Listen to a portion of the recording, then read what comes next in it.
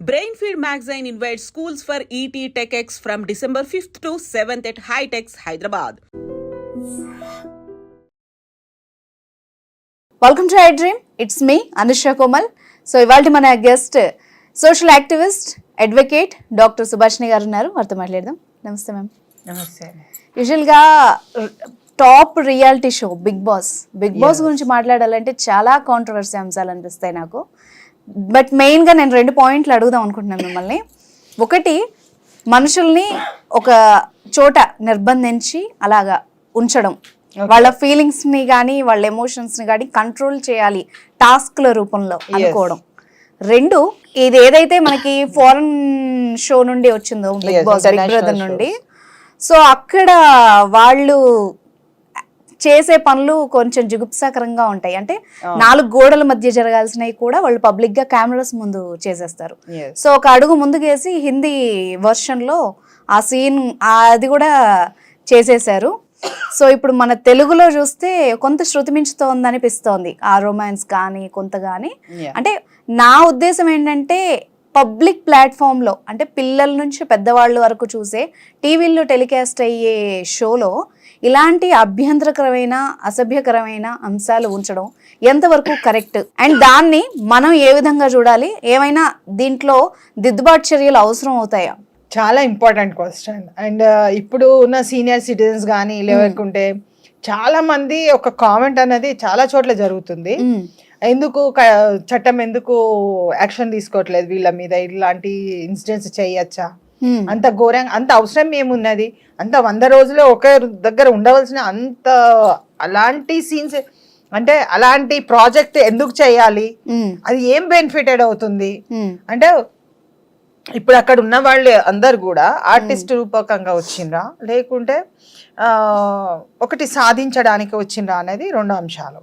ఒకటి ఆర్టిస్ట్ రూపకంగా డెవలప్మెంట్ ఒక తీరుగా అవుతున్నారు, రెండవది వాళ్ళకు ఫైనాన్షియల్ గా కూడా కెపాసిటీని పెంచే ఒక స్టోరీ లాగా చూపిస్తున్నారు. వెదర్ దిస్ కమ్స్ అండర్ అంటే వెల్ఫేర్ ఆఫ్ ద కంట్రీ లెవెల్లో మనం, అంటే నేషనల్ లెవెల్ ఎప్పుడైనా చూడాలి ఇలాంటి entertainment part of the national development కానీ అవంటి ఏమన్నా ఉపయోగపరమో. ఇలాంటి అంటే ఒక కుటుంబ పరంగా ఉన్న వాళ్ళు 70 నుంచి 80% వరకు ప్రజలు కుటుంబ పరంగా, ఒక 30% of the population are in business, అంటే కొంచెం రిచ్ గా ఉండి లేకుంటే అసలు ఈ లావిష్నెస్ కి అలవాటు పడ్డ వాళ్ళు ఒక 30% ఉండొచ్చు. 70% of the population middle class persons, lower middle class persons అనుకోండి, లేకుంటే మాకు ఫైనాన్షియల్గా బీపీఎల్ గ్రూప్ అనుకోండి, బిలో పావర్టీ లైన్ గ్రూప్స్ అనుకోండి. So that makes a most sense అన్నట్టు. ఎందుకంటే వాళ్ళు ఇంట్లో సాయంత్రం గానే కూర్చుంటే, నైట్లో కూర్చుంటే బిగ్ బాస్ చూడని ఇల్లు ఉండదు కావచ్చు చాలా మటుకు.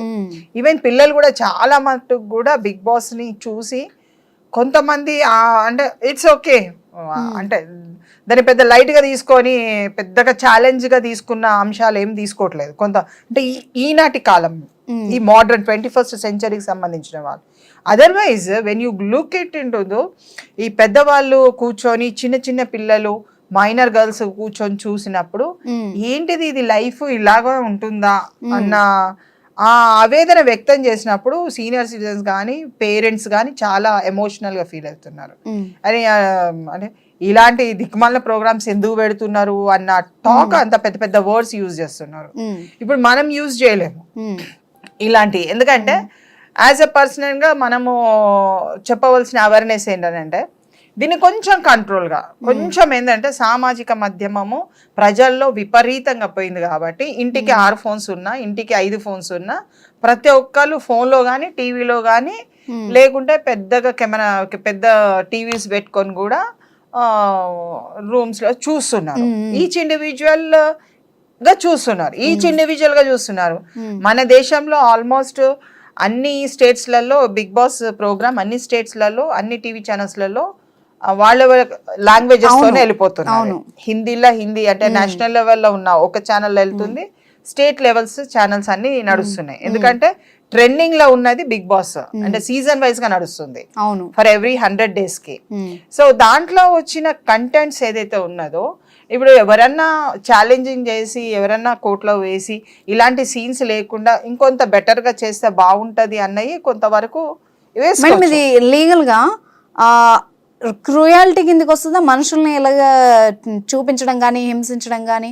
అంటే హింస దాంట్లో ఎలా తీసుకుంటామంటే, ఒక అమ్మాయి నిజంగా అంటే యాక్టింగ్ చేసి ఏడవడం కాదండి, నిజంగా అతను పెట్టే హరాస్మెంట్ కి ఏడ్చినట్టయితే డెఫినెట్ గా అది క్రుయాలిటీ గ్రౌండ్స్, అంటే కొంచెం హింసించే మార్గాన్ని సూచిస్తుంది. అక్కడున్న అమ్మాయి వేయవలసిన అవసరం ఉంటుంది. ఎవరైతే బాధితురాలు, ఎప్పుడైనా క్రిమినల్ కేసెస్ కి ఎప్పుడైనా బాధితురాలు ఇంపార్టెంట్. బాధితురాలు వచ్చి బయటకు వచ్చి, కొంతమంది వచ్చి బయటకు వచ్చి కొన్ని కామెంట్స్ చేస్తున్నారు. Commenting is different. When you go to the police station and file a case, it is very different. Okay. So నువ్వు అగ్రిమెంట్స్లలో ఏమేమి సంతకాలు పెట్టినరో వాళ్ళకే తెలుసు, మనకు వరకు తెలియదు. కాబట్టి అదేంటంటే పబ్లిక్గా మనం ఒక వాయిస్ని మనం ప్రసార మాధ్యమంలో ఇచ్చేటప్పుడు కొన్ని సీన్స్ కంట్రోలింగ్ చేసుకోవచ్చు, కొన్ని ఎడిటింగ్ చేయొచ్చు. ఎందుకంటే లైవ్లో ఉంటుంది కాబట్టి ఎడిటింగ్ చేసుకోవడానికి కొంత అవకాశం ఉంటుంది. కొంత అంటే ఒక అబ్బాయి ఒక అమ్మాయిని ట్రీట్ చేసే విధానంలో whether affectionate is very different, love చూపించే విధానంలో డిఫరెంట్ వస్తుంది, సెక్షువల్ అజల్ట్ వేరే వస్తుంది. నువ్వు మస్తున్నావు, ఈ డ్రెస్ లా ఎట్లనో కనబడుతున్నావు అని అన్ని ఒక డైలాగ్ పెట్టింది అనుకోండి, ఆ dialogue is very different thing. Okay. ఒక లవ్ ని ఎక్స్ప్రెషన్ చేసేటప్పుడు నువ్వు చాలా బాగున్నావు, మంచి అందంగా ఉన్నావు అన్నది అది వేరే, అది వి కాంట్ టేక్ ఇట్, అది కోర్టుకి అలా తీసుకెళ్ళి వెళ్ళలేము. So there are different type of issues where we can different ఒక్కొక్క అంశంని సెగ్రిగేట్ అంటే చూసినట్టయితే దాంట్లో ఏది మనకు హరాస్మెంట్ కింద కనబడుతుంది, సెక్షువల్ హజాల్ట్ చేస్తున్నారో ఆ అంశాలు మాత్రమే క్రిమినల్ యాక్ట్కి వర్తిస్తాయి.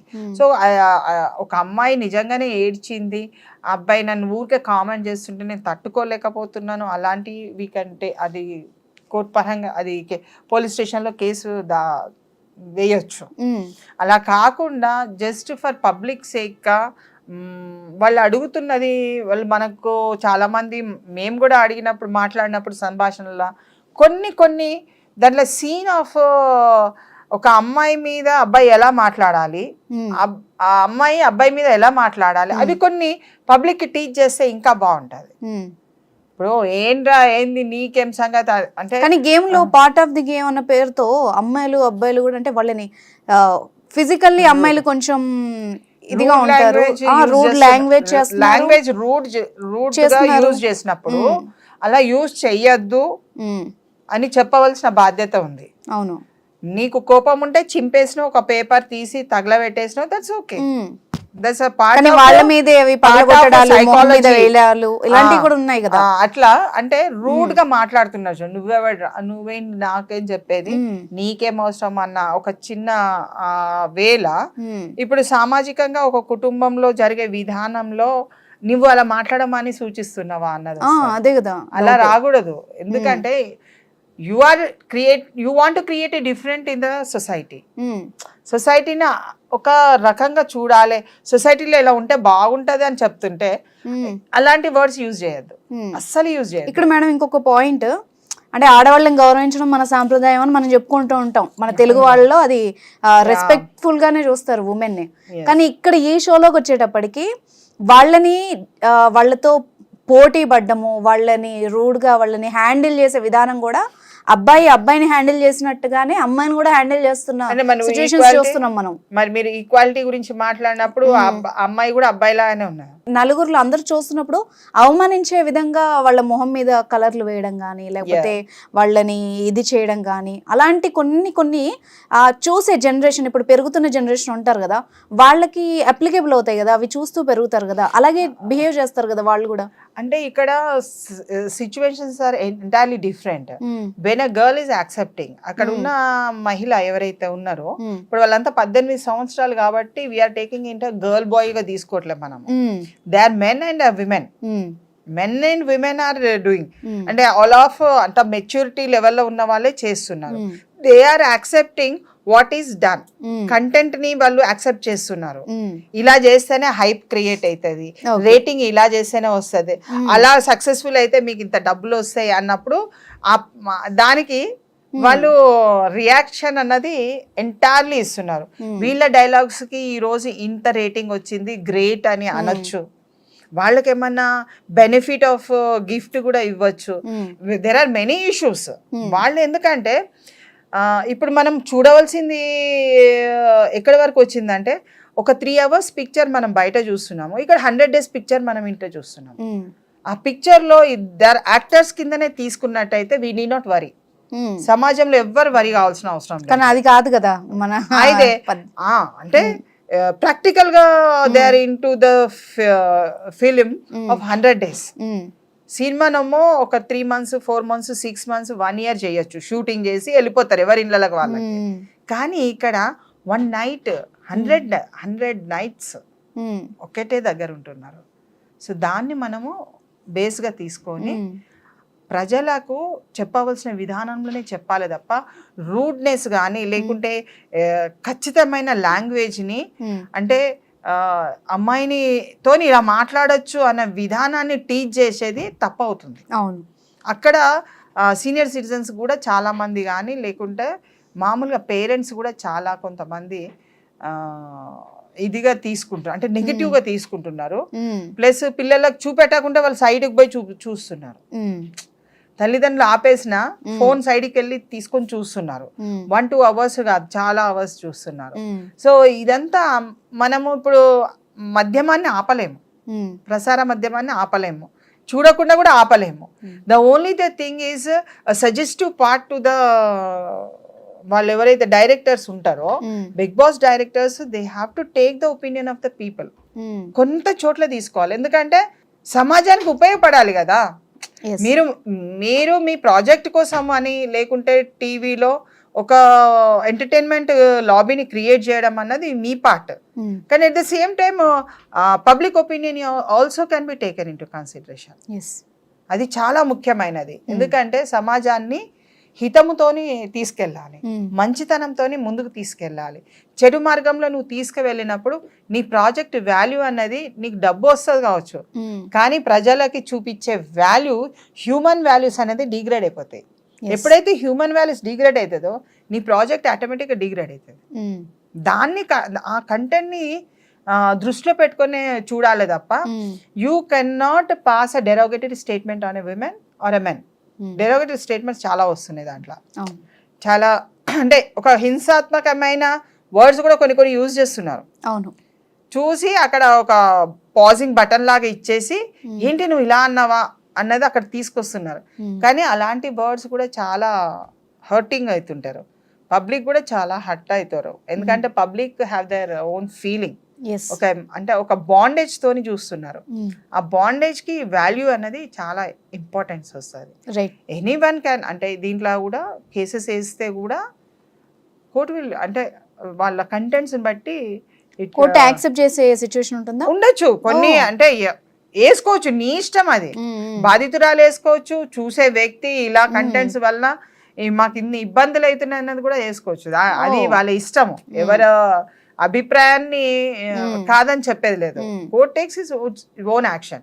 వాళ్ళు ఏం చెప్తారో అప్పుడు నిర్ణయం అన్నది అక్కడ వస్తుంది. సో ఎవ్రీవన్ అంటే మనం డ్యూటీ ఏంటి, national development and welfare of the people అన్నది ఇంపార్టెంట్. ఎంటర్టైన్మెంట్ పార్ట్ కూడా అదే, దాంతోనే అంటే మన కాన్స్టిట్యూషనల్ రైట్ అది. ఎంటర్టైన్మెంట్ కల్చర్ ఇస్ కల్చరల్గా ఒక వ్యక్తి ఎదుగుదల ఉండాలన్నది, దానికి కూడా మన రాజ్యాంగంలో పొందుపరిచిన చట్టాలు ఉన్నాయి. కాబట్టి దాన్ని ఉల్లంఘించకుండా సామాజిక స్పృహతోని మనము గ్రోత్ అయితే బాగుంటుంది. Right, thank you very much ma'am. Thank you.